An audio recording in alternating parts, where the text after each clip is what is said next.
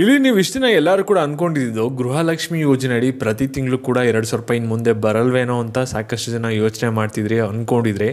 ಆದರೆ ಇವಾಗ ಗೃಹಲಕ್ಷ್ಮಿ ಮತ್ತು ಗೃಹಜ್ಯೋತಿ ಎರಡೂ ಯೋಜನೆಗಳು ಬಂದಾಗುತ್ತಾ ಈ ಒಂದು ಪ್ರಶ್ನೆಗೆ ರಾಜ್ಯ ಸರ್ಕಾರದಿಂದ ಅಪ್ಡೇಟ್ ಬಂದಿದೆ.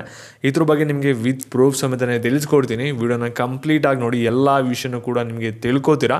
ಅದಕ್ಕಿಂತ ಮುಂಚೆ ಯಾರು ಚಾನಲ್ ಸಬ್ಸ್ಕ್ರೈಬ್ ಮಾಡ್ಕೊಂಡ್ರಲ್ಲ ಪ್ರತಿಯೊಬ್ಬರು ಕೂಡ ಸಬ್ಸ್ಕ್ರೈಬ್ ಮಾಡ್ಕೊಳ್ಳಿ. ಹಾಗೆ ಪ್ರತಿಯೊಬ್ಬರು ಕೂಡ ವಿಡಿಯೋಗೊಂದು ಲೈಕ್ ಕೊಡಿ. ಯಾಕೆಂದರೆ ಕೂಡ ಒಂದೇ ಒಂದು ಲೈಕ್ ಒಂದು ಸಬ್ಸ್ಕ್ರೈಬಿಂದ ನೀವು ಇದೇ ರೀತಿ ಕಂಟಿನ್ಯೂಸಾಗಿ ಅಪ್ಡೇಟ್ಸ್ಗಳನ್ನ ಪಡ್ಕೋತಾ ಇರ್ತೀರಾ. ಇವಾಗ ನಾವು ಡೈರೆಕ್ಟಾಗಿ ವಿಡಿಯೋ ಬಗ್ಗೆನೇ ಬರೋಣ. ಇಲ್ಲಿ ಸರ್ಕಾರದವರು ನಿಮಗೆ ಇಲ್ಲಿ ಕೆಲವು ರೂಲ್ಸ್ ಆ್ಯಂಡ್ ರೆಗ್ಯುಲೇಷನ್ಸ್ಗಳು ಬರ್ತಿದೆ ಗೃಹಲಕ್ಷ್ಮಿ ಮತ್ತು ಗೃಹಜ್ಯೋತಿ ಎರಡೂ ಯೋಜನೆಗಳಿಗೂ ಕೂಡ. ಇಲ್ಲಿ ಗೃಹಲಕ್ಷ್ಮಿ ಆಗಿರ್ಬೋದು, ಗೃಹಜ್ಯೋತಿ ಆಗಿರ್ಬೋದು, ಈ ಒಂದು ಯೋಜನೆಗಳ ಅಡಿ ನೀವೇನಾದರೂ ಒಂದು ಲಾಭಗಳನ್ನ ಪಡ್ಕೋತಾ ಇದ್ದರೆ ಇಲ್ಲಿ ಸರ್ಕಾರದವರು ಮೊದಲೇದಾಗಿ ಏನು ಹೇಳ್ತಾ ಇದ್ದಾರೆ ಅಂದರೆ 100% ಅರ್ಹ ದಾಖಲೆ ಇರುವವರಿಗೆ ಮಾತ್ರ ಗ್ಯಾರಂಟಿ ಅಂತ ಹೇಳ್ತಾರೆ. ಅಂದರೆ ನಿಮ್ಮ ಡಾಕ್ಯುಮೆಂಟ್ಸ್ ಏನು ಕೊಟ್ಟಿರ್ತೀರಲ್ಲ ಅದು ಪಕ್ಕ ಇರಬೇಕು, ಯಾವುದೇ ಥರದ ಫೇಕ್ ಆಗಿರಬಾರ್ದು. ಅವ್ರಿಗೆ ಮಾತ್ರ ಈ ಒಂದು ಗ್ಯಾರಂಟಿ ಯೋಜನೆಗಳು ಕಂಟಿನ್ಯೂ ಆಗುತ್ತೆ. ಇನ್ನು ಬೇರೆ ಯಾರಿಗೂ ಕೂಡ ಸಿಗೋಕ್ಕೆ ಹೋಗಲ್ಲ, ಅವ್ರದ್ದೆಲ್ಲರದು ಕೂಡ ರಿಜೆಕ್ಟ್ ಆಗುತ್ತೆ. ಗ್ಯಾರಂಟಿಗಳಿಂದ ಅವ್ರನ್ನ ಕಡಿತಗೊಳಿಸ್ತೀವಿ ಅಂತಲೂ ಕೂಡ ಹೇಳ್ತಾ ಇದ್ದಾರೆ.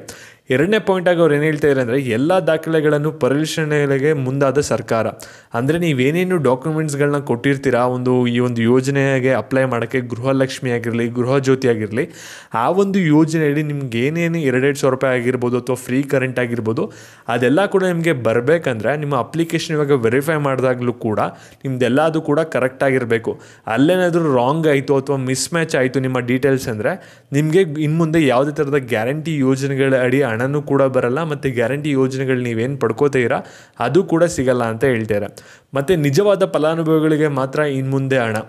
ಅಂದರೆ ಸರ್ಕಾರದವರು ಇವಾಗ ತುಂಬಾ ಸ್ಟ್ರಿಕ್ಟ್ ಮಾಡ್ತಾ ಇದ್ದಾರೆ ಈ ಒಂದು ಗ್ಯಾರಂಟಿ ಯೋಜನೆಗಳಿಗೆ. ನಿಮ್ಗೆಲ್ಲರಿಗೂ ಕೂಡ ಗೊತ್ತಿದೆ, ಲೋಕಸಭಾ ಚುನಾವಣೆ ಆದಮೇಲೆ ಕಾಂಗ್ರೆಸ್ ಸರ್ಕಾರ ಅಧಿಕಾರಕ್ಕೂ ಕೂಡ ಬರಲಿಲ್ಲ, ಮತ್ತು ಕರ್ನಾಟಕದಲ್ಲೂ ಕೂಡ ಜಾಸ್ತಿ ನಂಬರಲ್ಲಿ ಗೆಲ್ಲಿಲ್ಲ.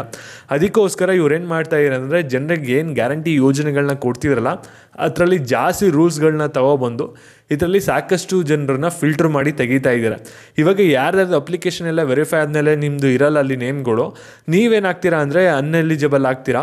ಅಲ್ಲಿ ನಿಮಗೆ ಗೃಹಲಕ್ಷ್ಮಿ ಯೋಜನೆಯಡಿ 2,000 ರೂಪಾಯಿನೂ ಕೂಡ ಬರೋಕ್ಕೆ ಹೋಗಲ್ಲ, ಮತ್ತು ಗೃಹಜ್ಯೋತಿ ಯೋಜನೆಯೂ ಕೂಡ ನಿಮಗೆ ಸಿಗೋಕ್ಕೆ ಹೋಗಲ್ಲ. ಮತ್ತು ಇಲ್ಲಿ ಗೃಹಲಕ್ಷ್ಮಿ ಯೋಜನೆಯಲ್ಲಿ ಅತಿ ಹೆಚ್ಚು ದುರುಪಯೋಗ.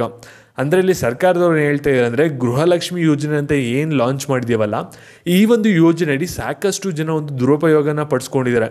ಇಲ್ಲಿ ನಾವು ಗೃಹಲಕ್ಷ್ಮಿ ಯೋಜನೆಗೆ ಸಾಕಷ್ಟು ಜನ ಎಲಿಜಿಬಲ್ಲೇ ಆಗಿರಲ್ಲ, ಅವರೆಲ್ಲರೂ ಕೂಡ ಅಪ್ಲಿಕೇಶನ್ ಹಾಕ್ಬಿಟ್ಟು ಹಣನ ಪಡ್ಕೋತಾ ಇದ್ದಾರೆ, ಮತ್ತು ಟ್ಯಾಕ್ಸ್ ಪೇ ಮಾಡೋರು ಕೂಡ ಹಣನ ಪಡ್ಕೋತಾ ಇದ್ದಾರೆ.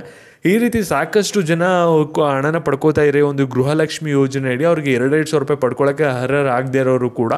ಅದಕ್ಕೋಸ್ಕರ ಅಂಥವ್ರನ್ನೂ ಕೂಡ ನಾವು ತೆಗಿತೀವಿ ಈ ಒಂದು ಅಪ್ಲಿಕೇಶನ್ ವೆರಿಫೈ ಆಗೋ ಸಮಯದಲ್ಲಿ ಅಂತಲೂ ಕೂಡ ಹೇಳ್ತಾರೆ.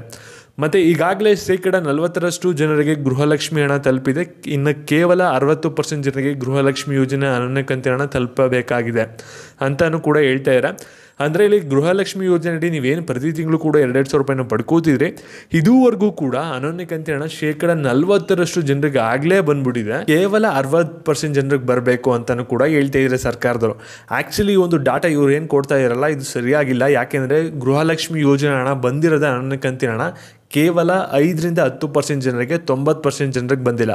ಸರ್ಕಾರದವರು ಹೇಳ್ತಿರೋದು 40% ಜನರಿಗೆ ಬಂದ್ಬಿಟ್ಟಿದೆ ಅನನ್ಯ ಕಂತಿನ ಹಣ, ಇನ್ನೊಂದು 60% ಜನರಿಗೆ ಬಂದಿಲ್ಲ ಅಂತಲೂ ಕೂಡ ಹೇಳ್ತಾರೆ. ಮತ್ತು 15% ಜನರನ್ನು ಗೃಹಲಕ್ಷ್ಮಿಯಿಂದ ತೆಗೆಯಲು ಮುಂದಾದ ಸರ್ಕಾರ.